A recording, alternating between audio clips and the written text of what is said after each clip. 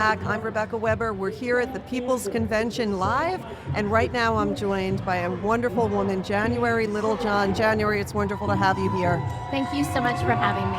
Now, January, you are a fierce defender of protecting children and really upholding parental rights, and you are a senior fellow at Do No Harm. This is an incredible organization. Share with our listeners about a little bit about Do No Harm and how they're working to really protect American families. Yes, thank you. So Do No Harm is an organization that is seeking to get DEI and identity politics out of medicine. Patients of all colors, ages, races, they deserve the best possible medical care that they can get. And then the other area, which is the area that I work in, is gender ideology and getting the truth about what's happening behind these radical invasive interventions so that parents are informed and can make informed choices about the best way to treat their children that are experiencing distress over their sex. You know what's quite astonishing is 20 years ago, for example, we didn't hear about so many little children being gender confused. And you were at our AMAC delegate conference. You offered an incredible overview of really what's happening in our school system, that as early as kindergarten, preschool even, these schools are actually putting in front of our children confusing messaging. Can you talk a little bit about the confusing messaging that you've uncovered that you see is happening across all states in America? Sure. So gender ideology is this false belief system where they are telling children that they have something called a gender identity. It's an internal sense of gender. It's completely made up. And they're teaching this to very young children that are impressionable. And they're telling them that this gender identity, only they know, it's completely separate from their sex, and they can choose to be a boy, girl, neither, or both. And there's about 72 different gender identities that they're offering to these children to choose from. They each have their own flags and colors, and they're being directly marketed to our children. And in turn, what this is doing is it's destabilizing their identity, and it's creating confusion in children that otherwise would not have been confused over their sex. This is not happening organically. We're seeing an explosion of especially girls just entering puberty, becoming confused over their sex, rejecting their female bodies. And it's quite tragic because at the end of the day, these girls are being coerced into making medical irreversible changes to their bodies that they will one day regret. At such a young age, before their minds have fully developed, and this is why it is crucial that parents are aware and that we're waking up to what's really happening. If you're in a school, you need to find out what's being taught to your children, and if the school does not cooperate with you, parents need to speak up. I want to talk a little bit about what's happening in California. This is shocking, what is happening in California. My understanding is that there was a recent law that was passed that essentially strips parents of their right to know what's happening to their children. Can you share a little bit about what recently has just occurred? Sure. So California was already a sanctuary state, which was tragic enough. But now what the Senate just passed is a bill that will ban schools from notifying parents if that child is experiencing confusion over their sex. So if they go to school and want to go by a different name, pronouns, and they will socially transition that child without informing the parents. And this is, it'll have catastrophic consequences on not just that child, because that child will be living a double life, which creates a different amount of distress on its own. But they have weaponized abuse and suicide to justify cutting all parents out of these critical decisions being made with no due process. You cannot presume all parents to be a danger to their child. It's just not true. And this social transition, it's not a benign intervention. It's the first step toward medical transition. And other countries are now moving away from this model.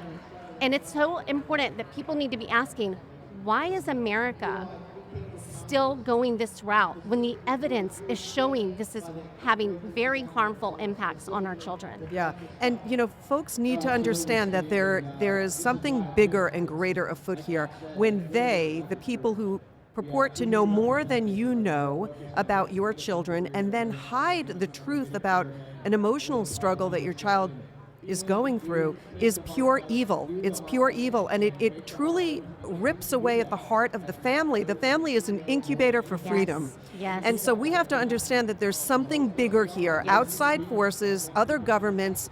It's really rooted in this Marxism. How do we destroy America? We go after the family. That's right. We go after the children. We saw how this happened during World War II. They went after the children That's right. first in Germany, and they tried to brainwash the children into believing something. Our children, we've got to protect them.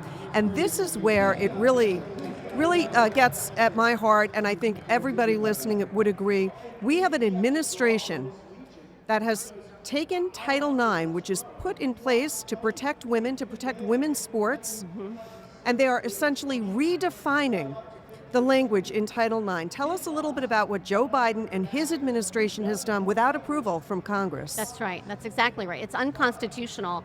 And what he has done is change the definition of sex to include this made-up concept of gender identity. And those two things cannot coexist. So what's going to happen, the consequences are going to be devastating, not just to female sports. I mean, that's a topic that I think a lot of people understand and can get behind, but I think there's other implications that parents need to be aware of, because it's going to impact males being able to go into female safe spaces like locker rooms and restrooms. It will also, it's all about compelled speech, because it'll now be sexual harassment under Title IX if someone refuses to use the pronouns and name that child is self-selecting. And you know, this is all based on self-ID.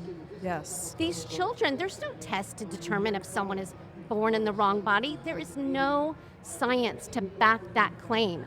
And so we've got to start pushing back against these radical policies the Biden administration is pushing. It's also going to make it discrimination for a school to not allow a child to self-ID as transgender. Unbelievable. So we're talking wide implications impacting all families, because one thing parents don't understand, and they think it's not going to happen to my family or not my child. Even if your child is not vulnerable like mine was to this ideology, they're all being brainwashed to be allies.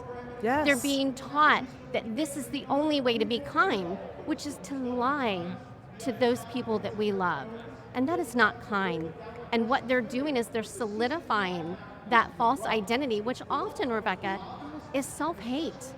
That's exactly what they're doing. These girls have an internal sense of self-hate, and one of the detransitioners, which is someone who has gone down this medical pathway and then regretted it and has, realigned their sex with their body, their sexual identity. But one of the detransitioners said, I was trying to kill myself without pulling the trigger. Wow. And that's what these schools are doing. They are helping these young ladies, affirming their self-hate and helping them to pull the trigger. Yeah. This is something that if you're not aware of what's happening and the way Joe Biden has betrayed us, he is redefining what it means to be a woman. He is destroying female sports. He turns a blind eye to what's happening, the indoctrination of our children in schools. And this is almost teaching our children to be their own God. And here at AMAC, we believe that God doesn't make mistakes. We believe that you are in the right body, and we want to give people the resources and help if they're going through a situation like this to rally around people that can help their young one, their prepubescent child, their teenage child who's struggling. Can you share some resources? Absolutely. A lot of people are dealing with this. Yes. So if you go to donoharmmedicine.org under resources, I have helped to create a parent resource page.